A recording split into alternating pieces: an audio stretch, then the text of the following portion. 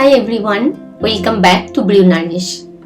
Today I am sharing a simple and very healthy fermented drink, Amla Kanji. This is one of the easiest probiotic drinks you can make at home and it's perfect for digestion and immunity.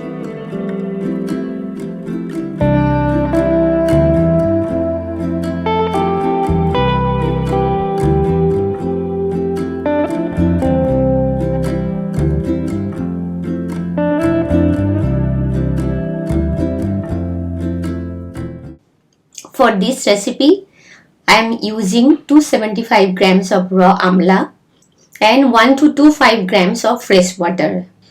So together the total weight is exactly 1500 grams or 1.5 liter. And for safe fermentation, we always follow 2% salt rule. So for 1500 grams or ml, I am adding 30 grams of salt, not more, not less. Using less salt can attract bad bacteria and using more salt is not good for health. So always remember this.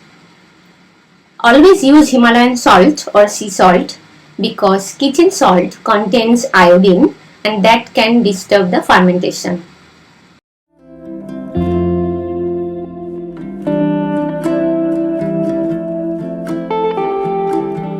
Now for seasoning, I am adding 4 grams of black mustard, 8 grams of yellow mustard, that's double the black mustard, and 4 grams of raw black pepper.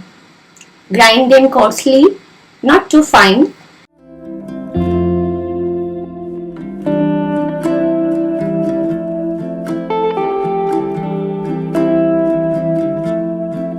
And add it straight into the water. I am also adding 5 grams of turmeric powder. If you have fresh turmeric, you can use that too. Give everything a good mix. Now keep this jar at room temperature for about 2 to 3 days.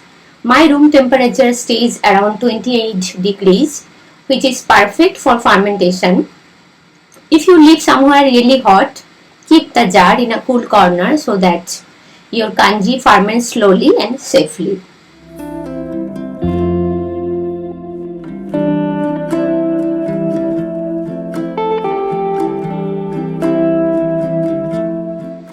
After about 3 days, this is how it will look. The water turns beautiful in color and the aroma becomes tangy and earthy. Before serving, always mix it well so all the spices and flavors come together. The drink tastes tangy with a very light spicy kick from the mustard and pepper. I usually enjoy half glass before 1 or 2 hours before lunch or sometimes with my evening snacks.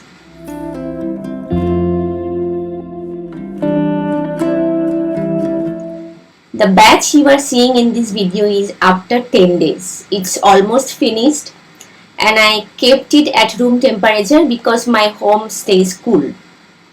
If your room temperature is high, store the kanji in the fridge after the initial fermentation. That's it, your Amla Kanji is ready. So simple, probiotic-rich and amazing for gut health.